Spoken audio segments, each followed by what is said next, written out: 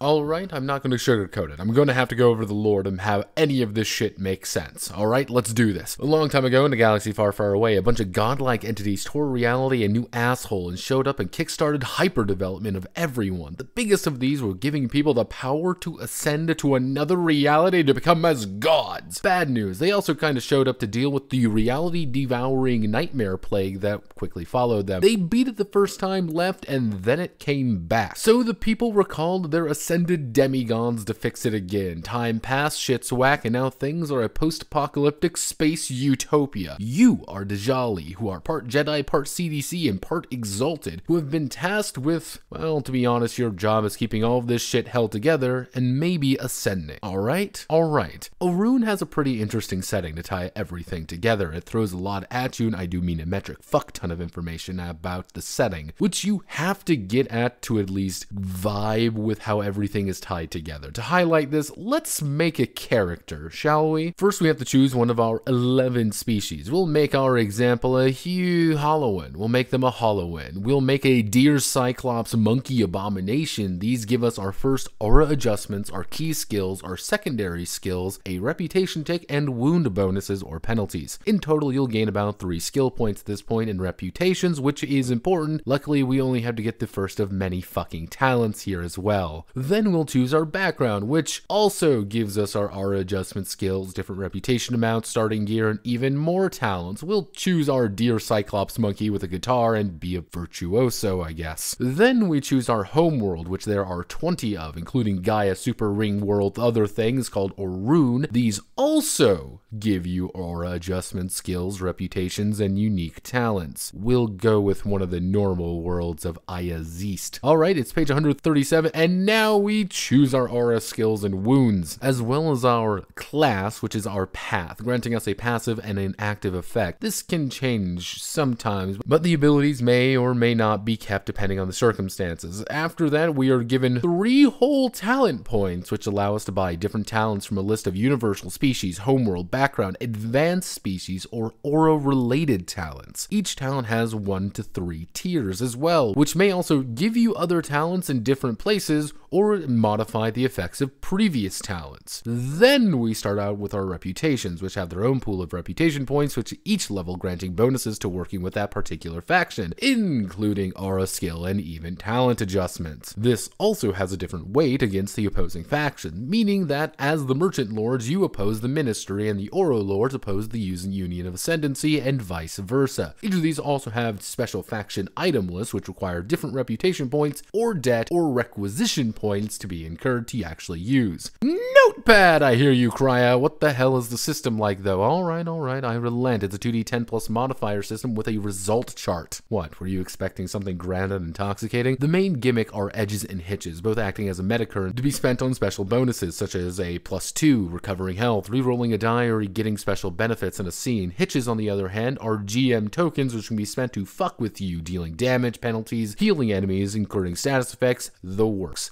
They'll only start with a very few of these, but they're going to gain more as you fail miserably. This leads to Igbara and wounds. Igbara is equal to your aura and is a separate metacurrency for each of your aura abilities, which they can be spent to mitigate certain attacks, gain also bonuses, and even activate certain abilities tied to that aura, but there's a catch. Your Igbara is also your overhealth. If our dear guitarist gets shot by a gun, he doesn't take wounds automatically. He reduces his war Igbara first, then he's going to start taking wounds, but these only apply to attacks or challenges of the same type. So if I'm being affected by a war ability, I can't reduce my light to soak gunshot wounds. But this also leads to your trials being part of the failure-based economy, meaning you're advancing when you fail rolls or succeed at impressive rolls sometimes, which can also be spent independently of one another to increase stats, gain talents, or increase auras. Sometimes mutually exclusive from one another. Here's the issue with Orun, the grand issue at the end of the day. This is a bulky fucking mess of a game. The actual information you need is spread over the entire book, leading to situations of having to flip front and back to constantly reference if you have a tier 1 talent or a tier 2 talent, if your Igbara is correct here or there, or a number of other factors. Combined with the absurd amount of metacurrencies, this game is kind of a disaster piece, but I don't hate it. If you break it down to its core component, it works pretty decently. The idea of a metacurrency being your health, good idea. The plentiful amount of lore, a good idea. Even the system is pretty simple with its edges and hitches. However, the book fights you the entire damn time. Talents that do multiple things at once, talents that give you additional talents inside of other talents, juggling reputations and everything else all at once makes the game difficult to internalize at best and outright Byzantine at worst. I'd consider Orun a fascinating read with good ideas, marred by design choices and editorial mistakes. My name is Notepad and this was Orun. If you like what I do here, feel free to like, comment, and subscribe, and many thanks to the plutocrats as always. Godspeed, good luck, and I'll see you on the other side.